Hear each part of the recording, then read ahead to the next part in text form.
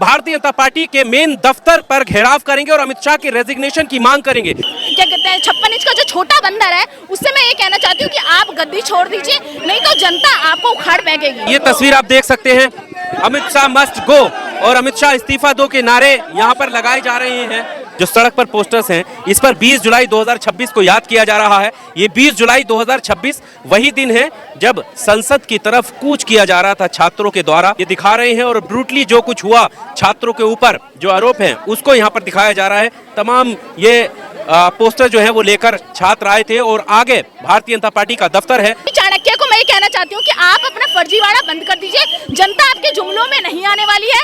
और फर्जी शाह और ये जो आपने देखा कि क्या कहते हैं 56 इंच का जो छोटा बंदर है उससे मैं ये कहना चाहती हूँ कि आप गद्दी छोड़ दीजिए, नहीं तो जनता आपको उखाड़ फेंकेगी। कब तक रहेगा मैम ये संघर्ष, कब तक रहेगा? देखिए संघर्ष तब तक रहेगा जब तक छात्र छात्राओं को न्याय नहीं मिल जाता। ये संघर्ष तब तक रहेगा जब तक उस पैरेडगंज का जवाब अमित शाह नहीं देते। ये संघर्ष तब तक रहेगा जब तक बेटियों को जो गालियां दी उस पर माफी नहीं मांग लेते। अमित शाह जी माफी नहीं मांगते, इस देश का प्रधानमंत्री माफी नहीं मांगता। पर सरकार के मंत्री ये कहते हुए जब नजर आते हैं कि पैलेट गन्स का इस्तेमाल नहीं हुआ, अगर होता तो किसी की जान जाती। इस पर क्या कहना है? देखिए पैलेट गन, सोचिए ना, ये देश की सरकार ये वेट कर रही थी कि कैसे एक दो व्यक्ति की मौतें हो जाए, लेकिन जिन छात्र छात्राओं ने पेपर लीक की वजह से जिनकी मृत्यु हो गई उस पर तो अमित शाह जी नहीं बोले, एक बार भी उस पर तो नहीं बोले। इन्होंने पैलेट गन्स चलाई, इस देश ने वो दृश्य देखा, पूरे सोशल मीडिया ने वो दृश्य देखा।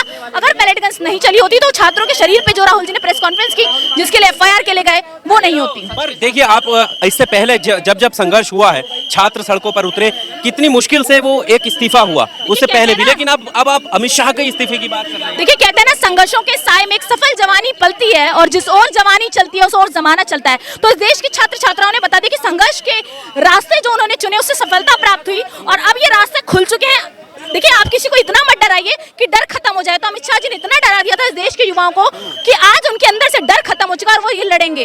राहुल गांधी जो संघर्ष कर रहे हैं, छात्रों से मिल रहे हैं, राहुल गांधी ही वो शख्स थे जब FIR कराने वो संसद मार्ग थाने पे बैठे रहे, कई घंटे लगे वहां पर दर्ज कराने में, और इस मुद्दे को कांग्रेस लगातार उठा रही है। लग रहा है कि अमित शाह बहुत बड़े दबाव में है या मोदी जी के कानों तक ये बात पहुंच रही होगी। उस दिन जब संसद मार्ग थाने में राहुल जी बैठे तो सब मैं वहां मौजूद थी, मैंने देखा कैसे पुलिस घसीट रही थी, राहुल जी की नाक से खून बह रहा था। तो इस देश के नेता विपक्ष के साथ ये बर्बरतापूर्ण व्यवहार, और राहुल जी ने जैसा कहा कि उनके कान में पुलिस ने ये चीज कही कि सरकार बदल दीजिए, ये सरकार बहुत बेकार है। तो राहुल जी की स्टेटमेंट बताती कि पुलिस भी वाकई इनसे परेशान है, लेकिन क्योंकि ये उनकी ड्यूटी है इसलिए उनको करनी पड़ रही है।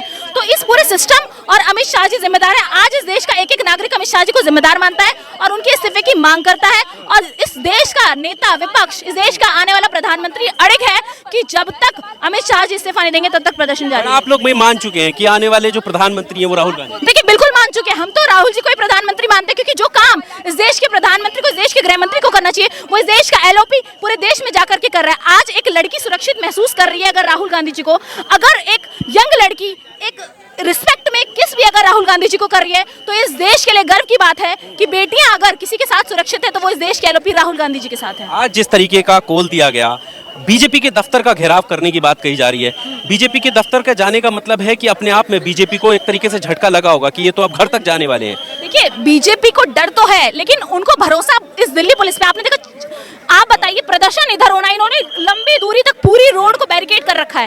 क्यों कर रखा है? क्योंकि डर है। डर इस बात का है कि अगर इस देश का एक एक कार्यकर्ता, एक एक युवा नेता अगर वहां पहुंच के भारतीय जनता पार्टी के कार्यालय तो उनसे जवाब लेकर के ही लौटेगा। इसलिए इस तरीके से पुलिस प्रशासन को लगाया जा रहा है, क्योंकि जानते हैं कि वर्दी पर ना कोई धक्का मुक्की करेगा, ना इस देश का व्यक्ति जो संविधान को मानने वाले हम लोग हैं, गांधीवादी लोग हैं, हम कभी पुलिस पर हाथ नहीं उठा सकते, हम कभी पुलिस को धक्का मुक्की नहीं कर सकते, इसलिए पुलिस को आगे कर देते हैं। तो मोदी और शाह जब जब डरते हैं पुलिस को आगे कर देते हैं।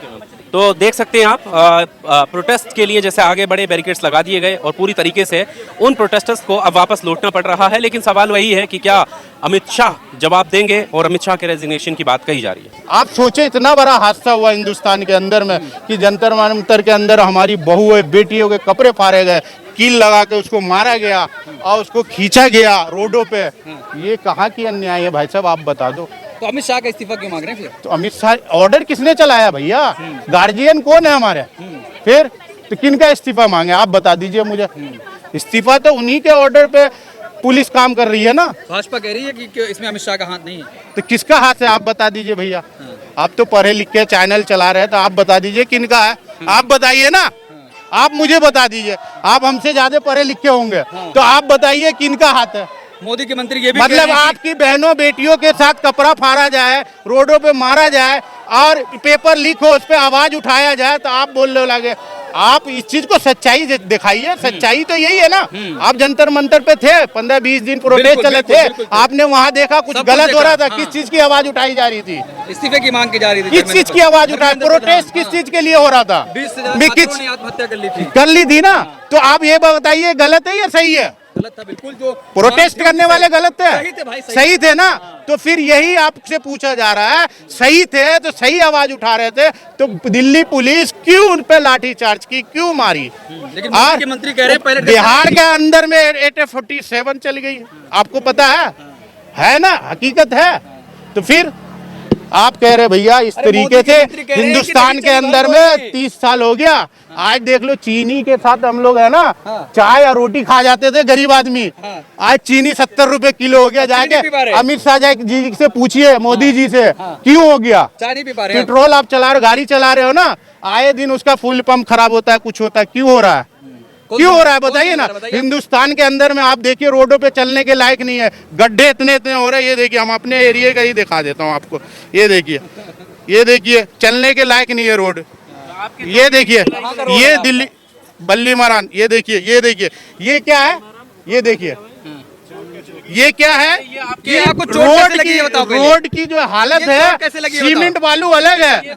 चोट बैलेट गन चलने की वजह से ये मेरी आंख चली गई है 20 जुलाई को। जी, समझिए। नहीं, ये साहिल लोचब है, साहिल लोचब। साहिल लोचब, आइए 200 छल्ले इधर है।